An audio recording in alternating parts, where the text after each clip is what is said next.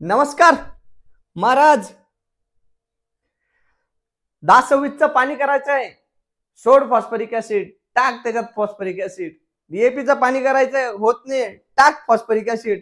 अरे मग मान बनवायचे दादा, बनत नाही, काय सोडू? अरे सोड फॉस्फरिक ऍसिड. कशी बनत नाही? आईला फुटवेच होत नाहीयेत. फुटवांसाठी काय करू?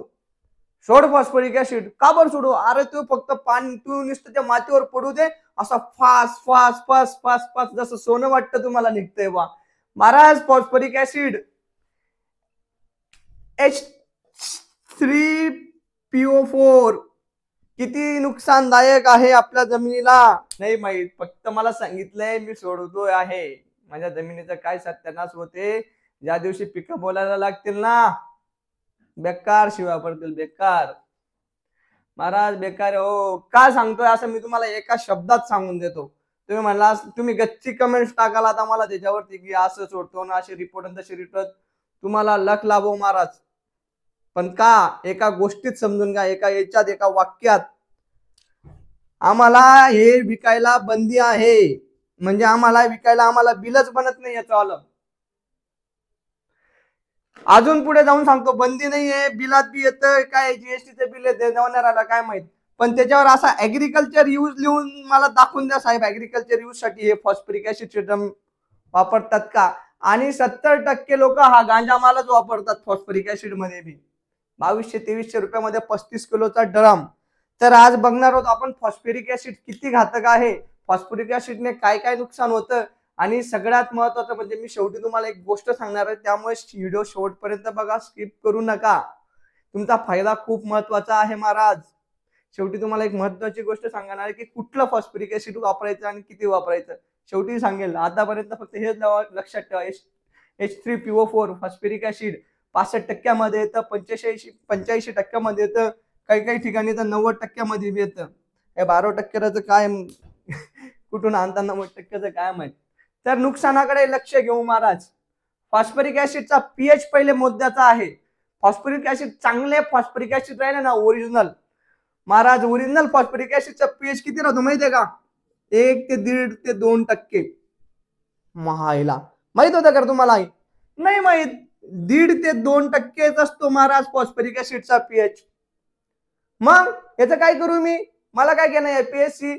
अरे महाराज, तुम्हाला जशी फिकी भाजी आवडत नाही, जशी जास्त खारवट भाजी आवडत नाही, तुम्हाला एक रेग्युलर भाजी आवडते, तुम्ही पाणी सुद्धा खारवट विहिरीचं पित नाही, तुमची डाळ आहे ना, डाळ ती सुद्धा गोड पाण्याने शिजते, खारवट पाणी राहिले तर बाई म्हणते मायव काय पाणी, काय पाणीशी आहे खराब, यावर दायच शिजत नाही.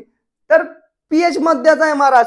तर जशी माझी जमीन, परत एकदा सांगतो मी, प्रत्येक व्हिडिओमध्ये सांगतो, तुम्ही हा नवीन असाल तर बघून घ्या. 6 ते 7.5 चे जर पीएच राहिले महाराज, तर जे आपले 18 अन्नद्रव्य आहेत, 18 न्यूट्रिएंट जे आहेत आपले, हे पीक एकदम हशी खुशी घेतं. आणि याचा पीएच काय रे? 1.5 ते 2. मग हे जर मी जमिनीमध्ये सोडलं, हे माझं पीक आहे, हे माझं पीक आहे मित्रांनो, इथे मी फॉस्फरिक ऍसिड सोडलं, इथे माझा फॉस्फरिक ऍसिड आलं, तर या जमिनीचा पीएच 1 ते 1.5 होऊन जाईल. मला पाहिजे 6 ते 7.5. जर 1 ते 1.5 होऊन गेला तर तिथला पीएचचा लागला का सत्यानाश राहील. मग काय काय सत्यानाश होतो हे पहिले तुम्हाला मुद्द्याचं सांगणं होतं Maharaj. PH, extreme acidity and pH imbalance. PH direct 1 वर येऊन जातो, तिथे सोडली तेवढी जागा, सत्यानाश पीएचचा. त्याच्यामुळे काय होतं, एक्स्ट्रीम ऍसिडिक इन्व्हायरमेंट म्हणजे तिथे तसं वातावरण होऊन जातं, जेवढं एकदम एकदम जास्त थंडी एकदम जास्त थंडी आहे बुवा, घुसागोदडी मा इथे जर पीएच कमी होऊन गेला, तुमचं पीक तिथे प्रॉब्लेम आहे. Disturb the availability of nutrient. मी पुढे सांगणार आहे महाराज की जास्त फॉस्फरिक ऍसिड दिल्यामुळे कुठल्या न्यूट्रिएंटला अवेलेबल होत नाहीत, म्हणजे तुमचे जे बाकीचे जे आहेत ना, तर ते भेटत नाही महाराज. ती आली लगन मात्र मी येणार नाही, सांगितलं. Harmful to microorganism. माझ्या जमिनीमध्ये soils are made from the microbes. असंख्य सूक्ष्मजीवांनी जमीन बनलेली आहे आणि ते वेगवेगळे काम करतात. कोणी पोटॅश उचलून देण्याचं काम करतं, कोणी फॉस्फरस उचलून देण्याचं काम करतं, कोणी विघटनाचं काम करतं. असे भरपूर मायक्रो ऑर्गॅनिझम चांगले आणि वाईट, पण ते जगू शकत नाही कमी पीएच ला. आणि अशा ठिकाणी पीएच कमी झाला की हे त्या ऑर्गॅनिझम साठी घातक आहे, म्हणजे परिणामी आपल्या पिकासाठी घातक आहे. करेसिव्ह डॅमेज म्हणजे एखादी अभिक्रिया होते, त्याच्यामध्ये एखादी गोष्ट हळूहळू खराब व्हायला लागते, म्हणजे करोसिव्ह damage.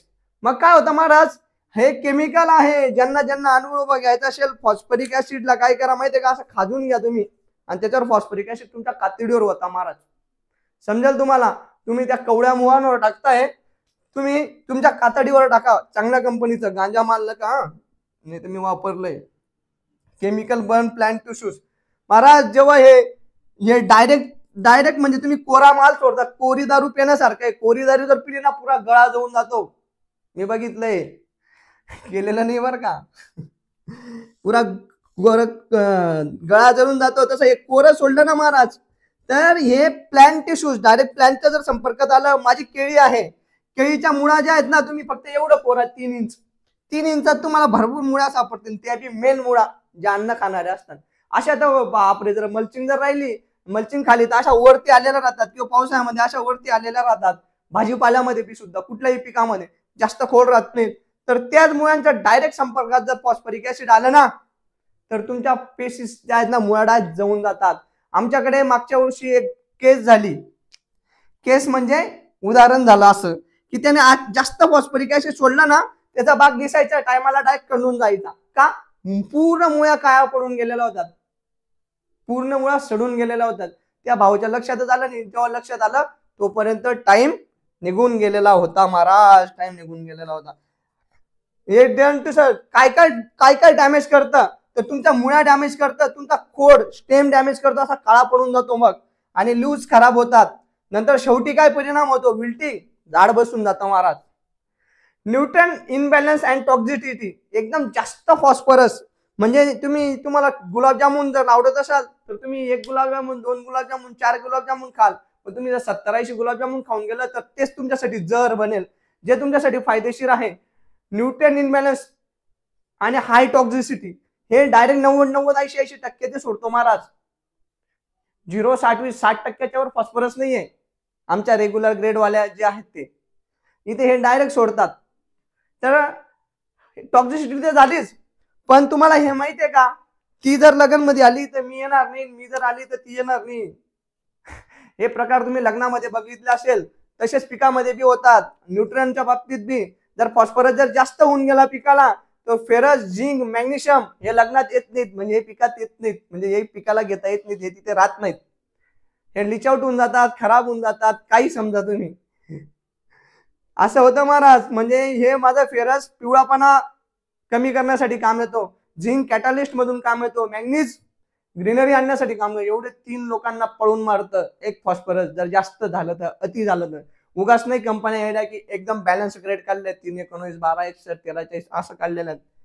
Reduce the soil स्पोरोसिटी Maharaj, हा पॉइंट तर तुम्हाला माहितच नसेल, मी सांगतो.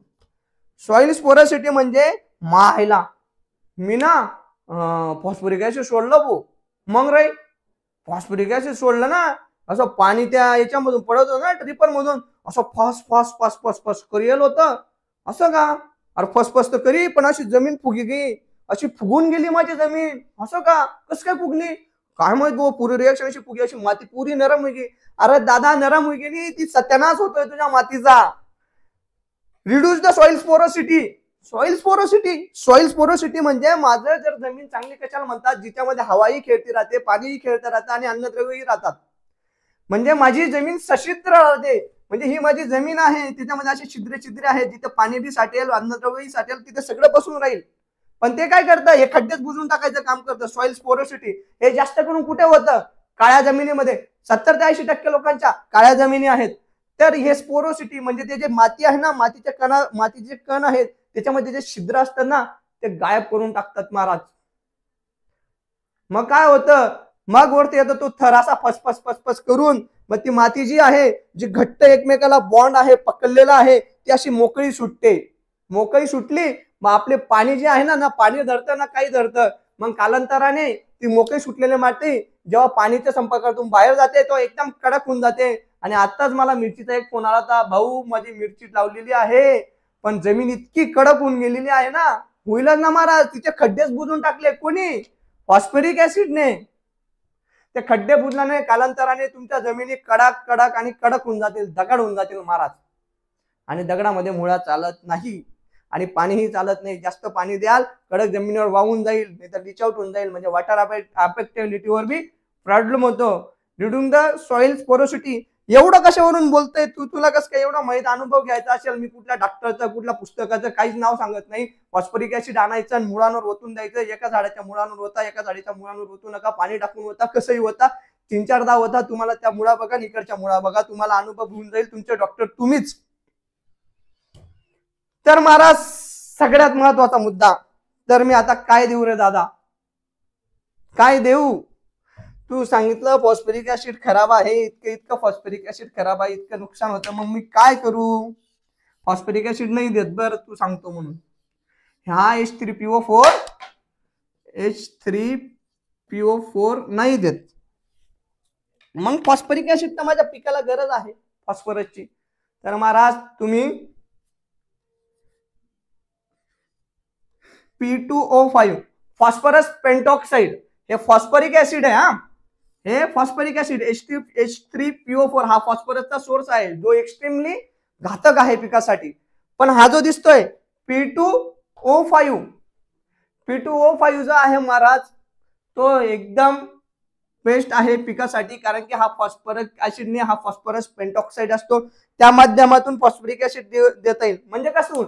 म्हणजे कसं तर तुम्ही ह्या याराची 1261 आहे, ही 1261 जी आहे, आता समजा ही 1261 आहे याराची, याच्यामध्ये हा 61% फॉस्फरिक ऍसिड आहे, सॉरी फॉस्फरिक पेंटॉक्साइड आहे.